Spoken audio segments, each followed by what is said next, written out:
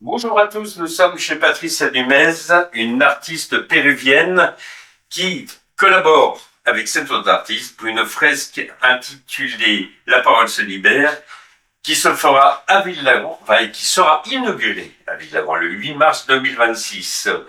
Donc nous sommes chez elle, elle va nous parler de sa façon de peindre, de ses impressions, déjà de son implication aussi au niveau des femmes. Enfin, il y a plein de choses à découvrir avec elle. Donc voilà, nous sommes avec Patricia. Bonjour Patricia. Bonjour. Merci de nous accueillir donc chez vous et pas dans votre atelier. Et donc vous intervenez à Villagrand le 8 mars dans le cadre de la Journée de la femme en tant que peintre. Mais y a-t-il d'autres domaines que vous explorez en tant qu'artiste?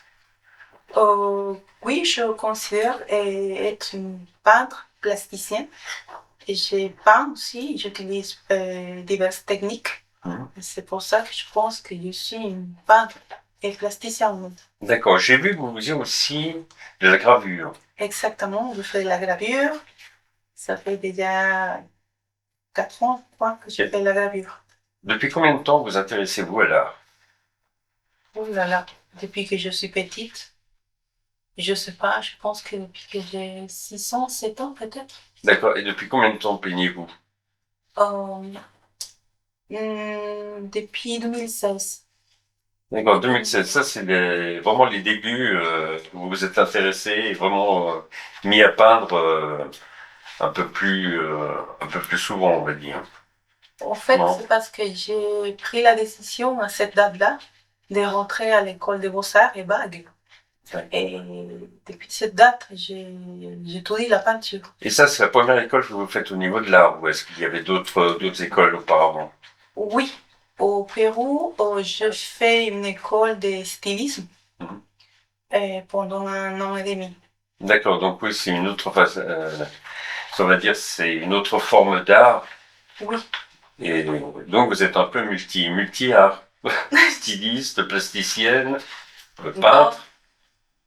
Oui, au niveau professionnel aussi, j'ai fait des études de droit et sciences politiques. D'accord. Donc j'ai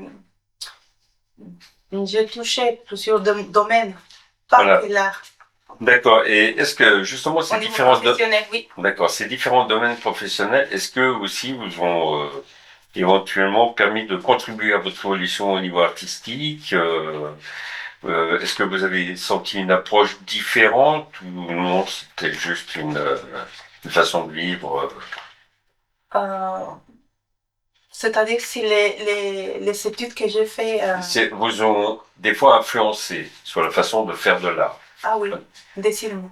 Je pense que bien que le droit, il a pas un lien direct. Un rapport, un lien direct avec l'art. Je pense que les expériences que j'ai vécues en tant que professionnelle en droit et sciences politiques, ça aussi développé un côté pour nourrir ce côté artistique.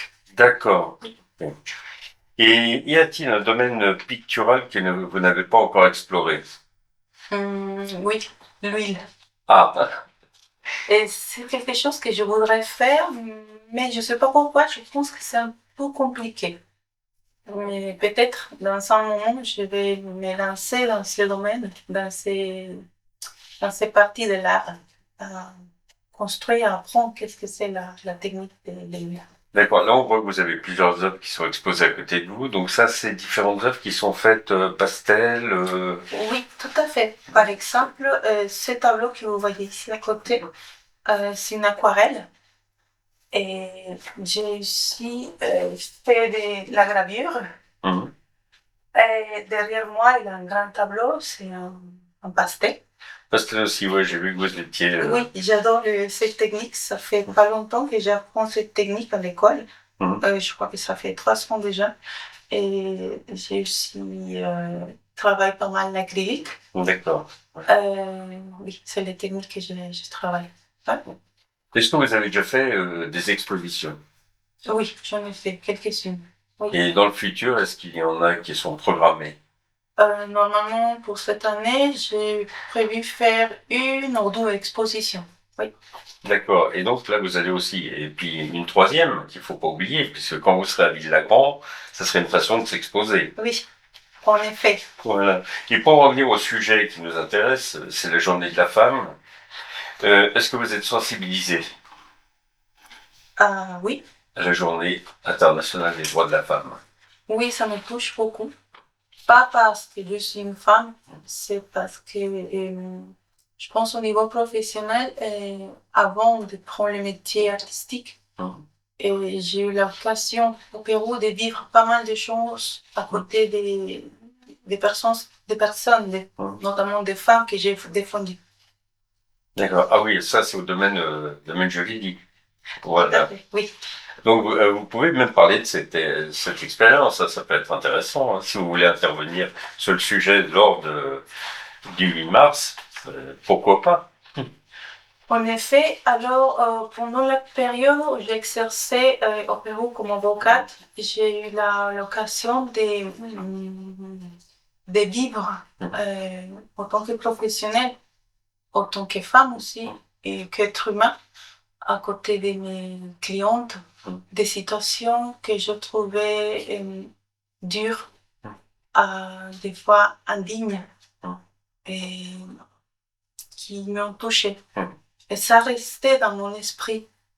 Et c'est pourquoi aussi, lorsqu'on m'a proposé de participer à cet événement, pour moi, c'était une opportunité de démontrer d'une certaine façon, à travers l'art, la souffrance des femmes.